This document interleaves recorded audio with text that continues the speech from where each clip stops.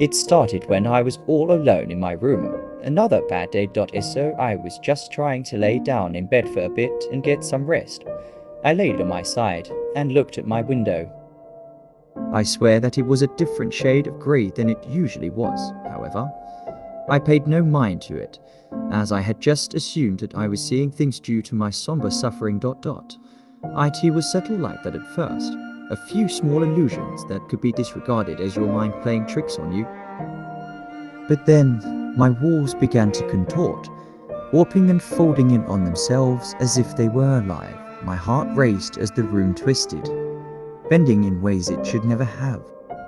I tried to move, to scream, but the air grew thick and heavy, suffocating my breath. One of the walls stretched forward at me, a jagged blur that rushed towards my face. There was no time to react, and before I could even comprehend what was happening, it struck me, and everything went black.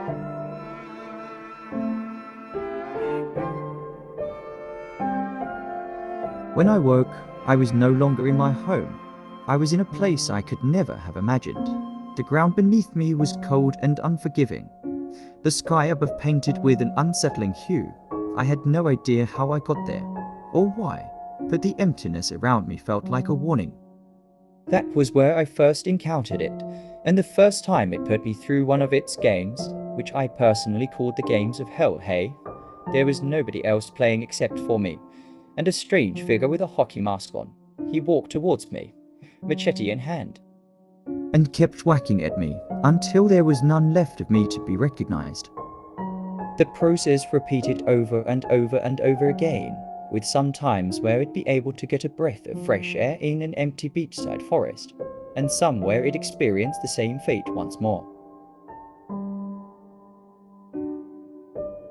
It had kept me trapped in its home for so long that I grew numb to its torment. My greatest regret is letting it realize that.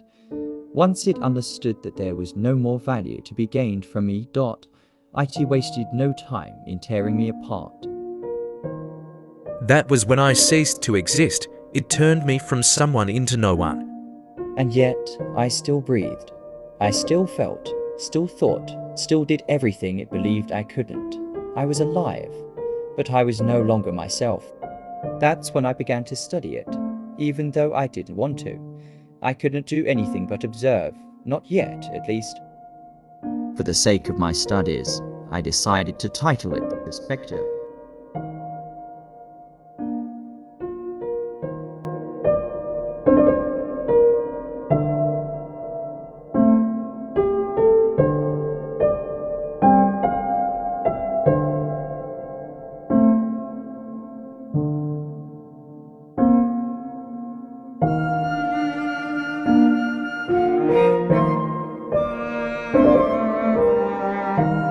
His name was David.